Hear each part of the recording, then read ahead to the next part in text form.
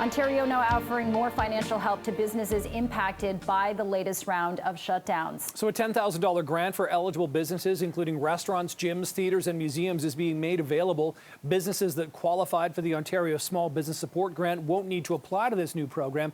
Finance Minister Peter Bethlenfalvy reported that the application for newly established or eligible businesses will open within the coming weeks, with payments expected next month. Joining us live with more reaction to this is Debbie Fung. She's the co-founder of Yoga Tree Studios. Debbie, thanks for joining us on CP24 Breakfast. What do you make of this $10,000 grant? Is this going to be enough for somebody like yourself to hang on and stay in business? Thank you, Nick, for having me. It's going to be mighty challenging, providing that our track record hasn't been the greatest in terms of a lockdown. We've started with flattening the curve for 2 weeks, and it now has been 2 years. Real estate in Toronto varies and also does rent. $10,000 is not going to get us very far, considering that we're in some of the primest location in Toronto. We've also seen, different efforts from federal governments when it comes to rent relief. Provincial government have had other programs as well. And municipal governments have been doing things with property taxes, et cetera, like that. Overall, how would you rate the sort of help that the different levels of government have given businesses in the last couple of years? Has it been nearly enough, or not nearly enough? Well, there's a few things that are quite tricky as a small business. Number one, we just got our wage increase as of Jan 1st. At the same time, the cost of operation has increased significantly. When we're given this sort of property tax rebate that we probably won't see till the end of the year, it makes it very challenging for us to put that into context. How can we get that into immediate benefit? What we need is immediate, and we need now. For us to start applying next week, or for those who have pre-qualified, we're not going to get the funds till next month. It makes it challenging for us to estimate. We're 1 week into lockdown. How are we going to make do of the next 3 weeks? We've already told our staff for the 4th time that we're going to be locking doors. There's going to be no more work. There's only so much we can do. And I don't know how much longer we can hold on. How close have you come, Debbie, to just sort of locking your doors and saying, you know what? I can't do this anymore. I can't afford to. I mean, I'm hearing from like Dan Kelly, for example, from CFIB, saying the average small business owner has taken on an additional $170,000, $180,000 in debt. I don't know if it's just the stubbornness in us, an entrepreneur, or just, we really believe that there's actually going to be light at the end of the tunnel. But for us, I think all of us hope that, 2022 is going to be a new year. It's going to be a much better year. But with Omicron and the variants spreading at much rapid rate than what we had previously exposed to, we hope that the government's going to do something that's going to be longer than what's the support that they've been giving us, which is immediate. I hope that there's going to be targeted support that's going to be accelerated in terms of, for example, something that's along the lines of 3 months program, 6-month program, something that's going to be matched to the road to recovery. And this road to recovery, it's going to be very long. We're 2 years in. Do you think that's going to happen realistically? Well, there's going to be a lot of involvement from provincial to federal. We're looking at something that hopefully, $10,000 is a great start, but this is not going to get us further than probably February. And looking at, again, previous history, this lockdown is probably going to continue on for more than 3 weeks. Okay, Debbie Fung, appreciate your candor and your honesty here this morning here on CP24 Breakfast, the co-founder of Yoga Tree Studios. Good luck. Thanks again for being here. Thank you, Nick.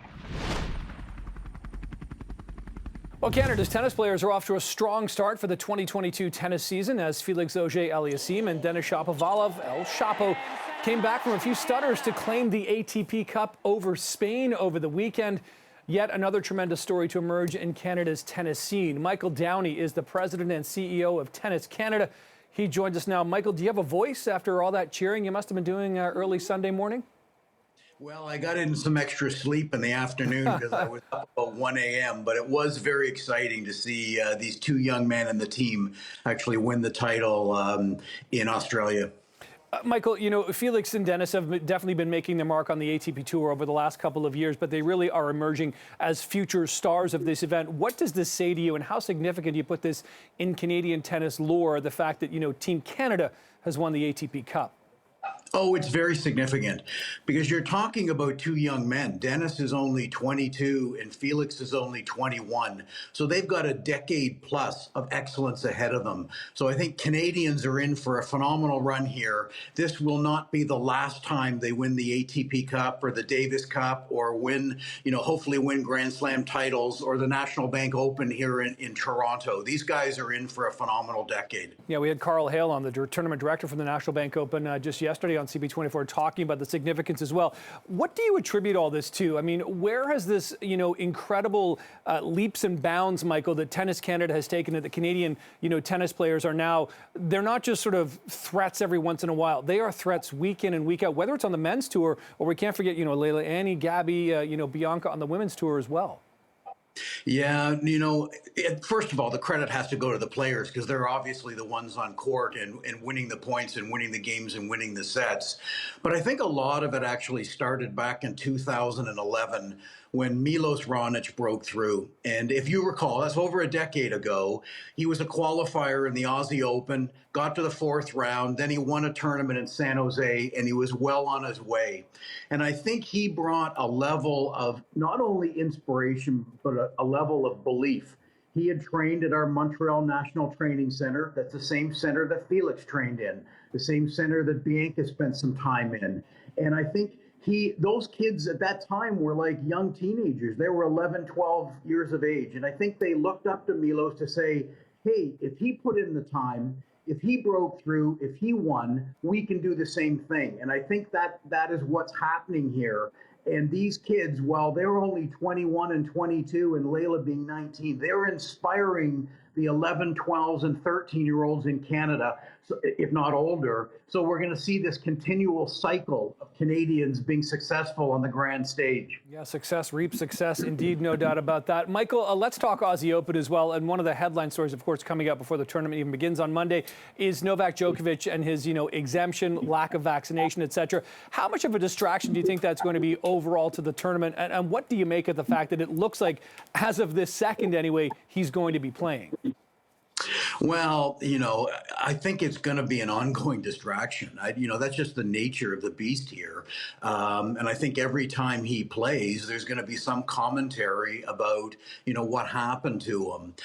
So I think we're in for this kind of chaos to continue, good or bad in that regard. But, it will bring attention to the Aussie Open. I think the downside, however, is you don't want it to take attention off the other great players that are competing both on the women's and the men's side, because they deserve the credit as well, earning the right to compete in the first Grand Slam of the year and hopefully doing very well in that regard. Okay, crystal ball time, Michael. I know it's hard to predict, especially, in professional tennis, but we've seen Bianca do it on the women's side. Do you think this is the year we see another Canadian pick up a Grand Slam singles title? I want to emphasize singles because we've definitely seen the success in doubles. Well, I believe these kids are more than capable. You saw it last summer when Dennis made the semifinals in Wimbledon and Felix made the quarterfinals.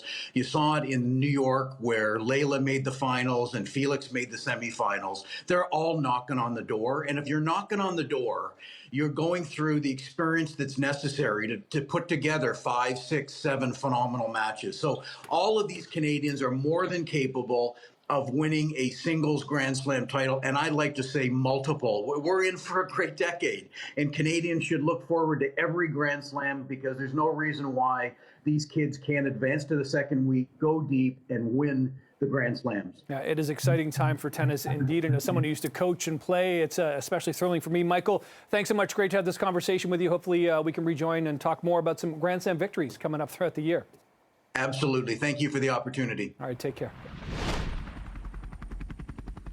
The prolonged pandemic has taken a mental toll for many people, making it hard to get a proper night's sleep. Dr. Neil Levitsky is a staff psychiatrist at North York General Hospital and joins us live now on CP24 Breakfast. Doctor, good morning to you. So I find it ironic that with the pandemic, people are spending more time at home. There's less places to go out at night, with especially now restaurants being shut down, and yet people are more sleep deprived. What is accounting for this? Well, there's a number of aspects, and there's no question that insomnia has become a huge problem with this pandemic. Insomnia was already a problem. Trouble sleeping has been a very common problem. But during the pandemic, the rates of insomnia have gone up. And part of it is, like you say, people are less active, staying home more.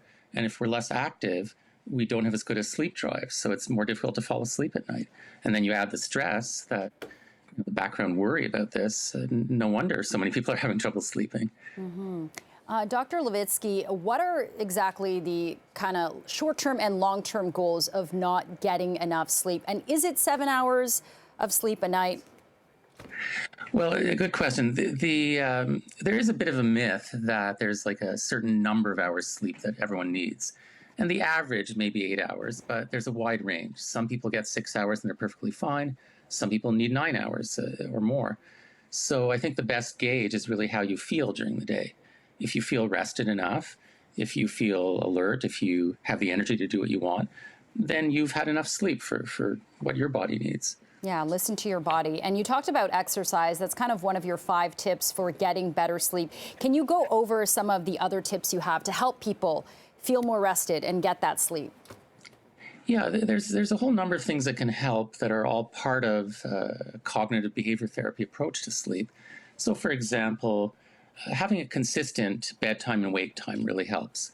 If you think about it, if you work Monday to Friday and then you sleep in on the weekends by 2 or 3 hours, then on Monday it's like having jet lag. Your body can't readjust like that. The other thing that I think is really helpful is have a wind down routine.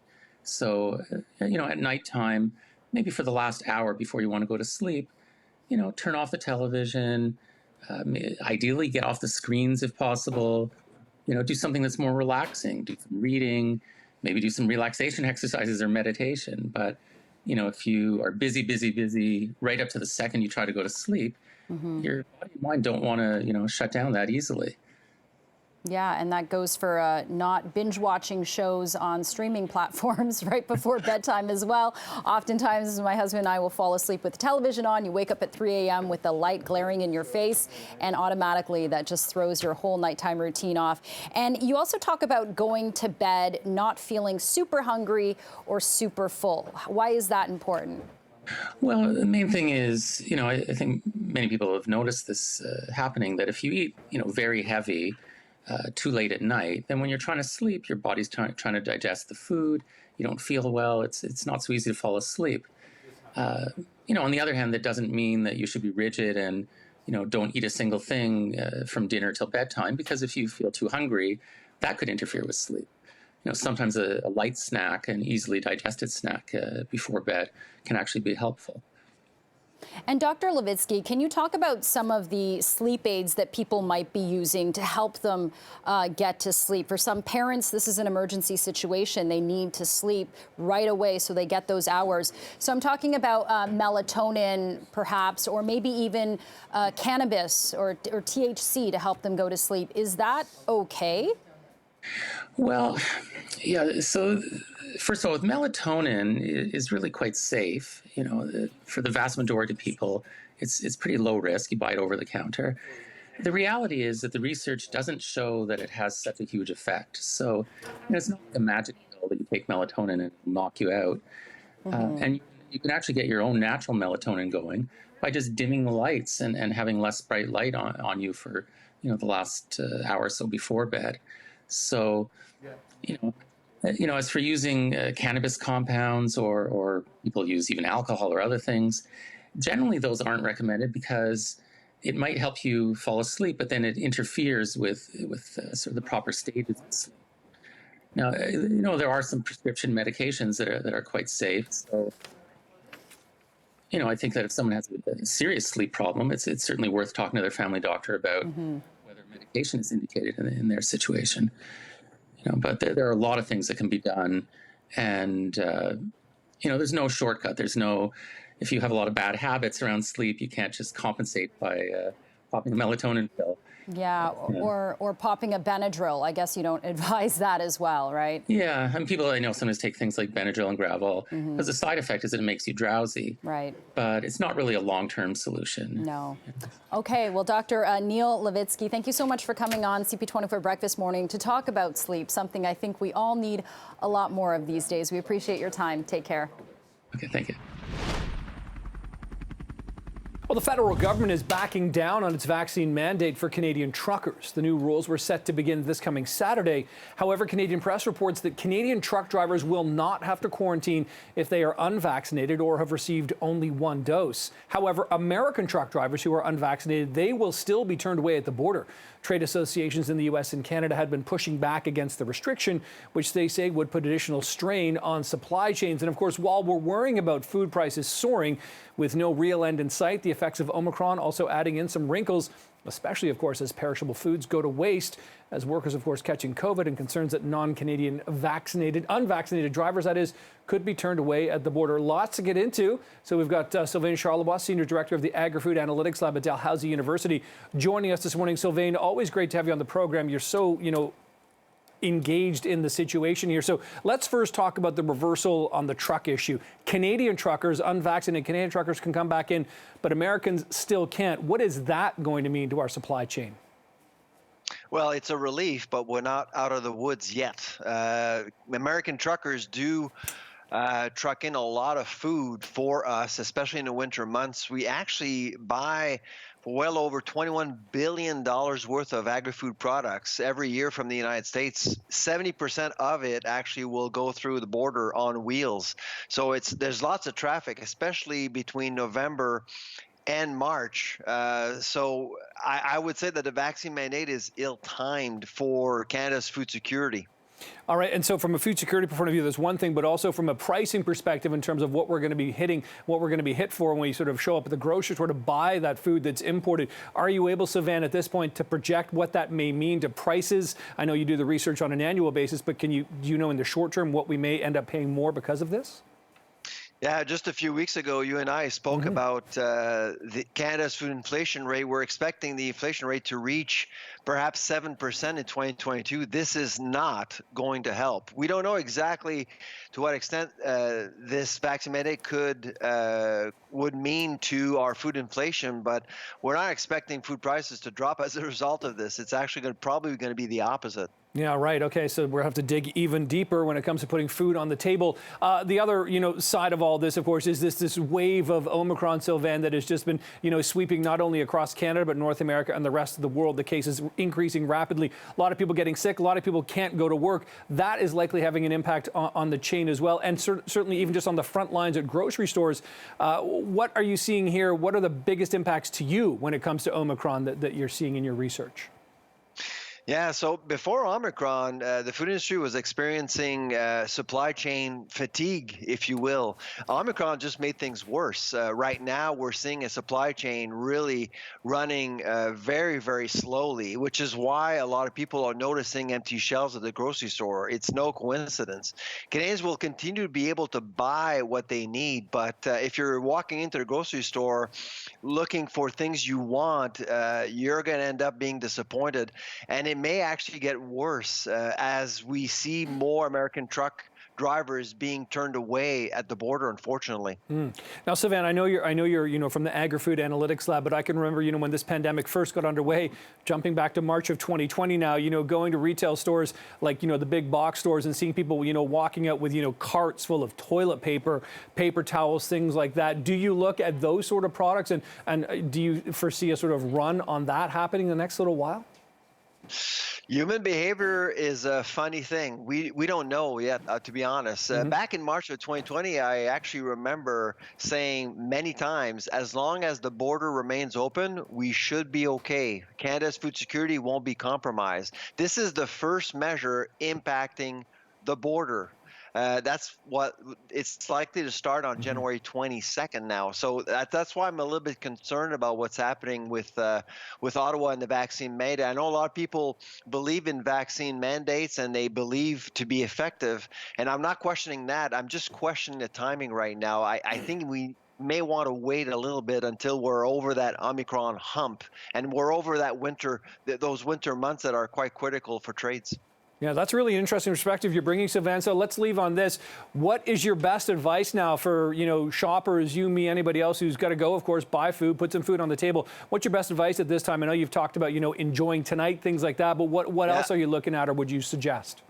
So, because of supply chain woes, if you have the urge to hoard food, do the opposite because you're going to end up buying a lot of food you're going to have to throw out because the food that actually reaches the market right now is not as fresh as it used to. So, buy a little at a time. If you feel safe, go to the grocery store more often and buy less at a time.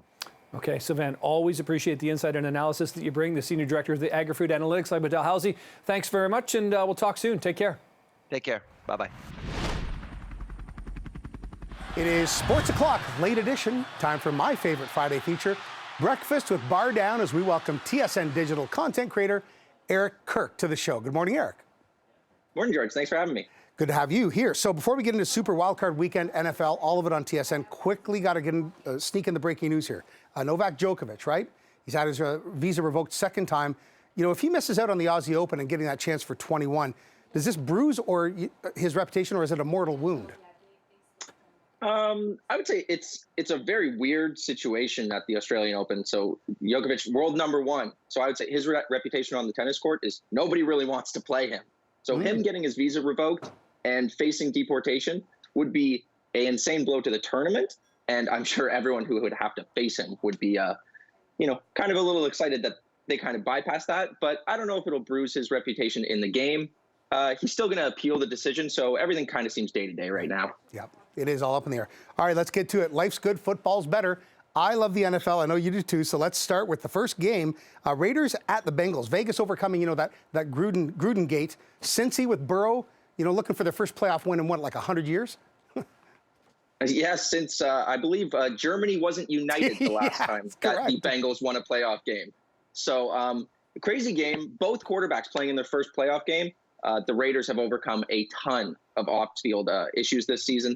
Bengals, great young team, also a benefit of a banged-up division, but let's not take that away from their division title. I think it's going to be a very close game. I think both teams are capable of winning, but I think I'm going to take Cincy in a very, very tight game. Me too. Pats at my Bills, cold and a little snowy in Buffalo. Who's got the edge? So this one's crazy to me. The Bills and the Pats have split their season matchups this year. One in the game where Mac Jones threw the ball 3 times for the Patriots. And that's the one they won. The Patriots, so the Bills seem to be the better team on paper. Their defense is better. Their quarterback's better. Their wide receivers are better. However, the Patriots have one thing that every team in the NFL wishes they have, and that's Bill Belichick. Yeah. And all 14 teams in this playoffs are at the mercy of getting Belichick at any moment. With that being said, I think the Bills are just too good. In Buffalo, I don't know how they lose. I'm taking the Bills. Okay, I hope you're right. Sunday triple header. Let's start with Eagles at Bucks. Could there be an upset? Do you smell it? Personally, no. I think the Eagles have done fantastic this year. To make the playoffs in the middle of a rebuild is so impressive. But the Eagles have not fared well in games where they've been forced to throw the ball. And you just quite simply don't run on the Bucks front seven. It's a very, very tall task to ask. Not even to mention that Tom Brady is still the quarterback of the Tampa Bay Buccaneers. So with that being said, I think they're too much to handle. I think the Bucks are going to win this one pretty handily. Niners at Cowboys. Is America's team for real? That's a very, very, very hard call. I would say this is the hardest game of the entire weekend to talk about. One side, you've got the 3-headed monster in receivers for Dallas with CeeDee Lamb, Amari Cooper, Michael Gallup, and Dak Prescott throwing them the ball. But on the other side, you've got Nick Bosa and this 49ers defense that looks so good. So my gut is telling me that the 49ers are going to pull this one out in a fourth quarter heartbreak. Oh. All right. And Steelers at Chiefs. Is this the last hurrah for Big Ben? Unfortunately, I think it might be. We don't see double-digit spreads too often in the playoffs, and this one's already lined up. I think it's at 13 for the Chiefs. So thanks to the Jaguars for getting the Steelers into this game, but I think they're going to need a miracle to beat the Chiefs. The Chiefs look great. Yeah. You have to get hot at American Thanksgiving in the NFL to win a Super Bowl, and if you look at the Chiefs, that's all they've been. Yeah, 8 straight after 3 and 4. Yeah. Monday Night Football, Cards at Rams. So you had the Cards, who were the best team in football for 8 games. LA all in, right? They're the prohibitive favorite, I guess. What a stacked roster. So if you look at the Chiefs on their run since American Thanksgiving, the Cardinals are everything but that. They've lost 4 of their last 5 down the stretch. They looked amazing at the beginning of the season, and something fell apart.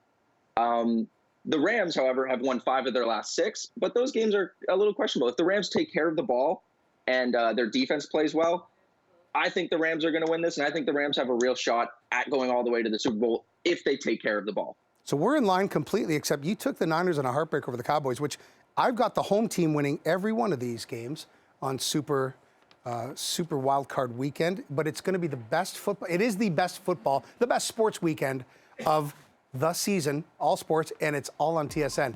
Hey, Eric Kirk from TSN Bar Down, thanks very much. Great chat.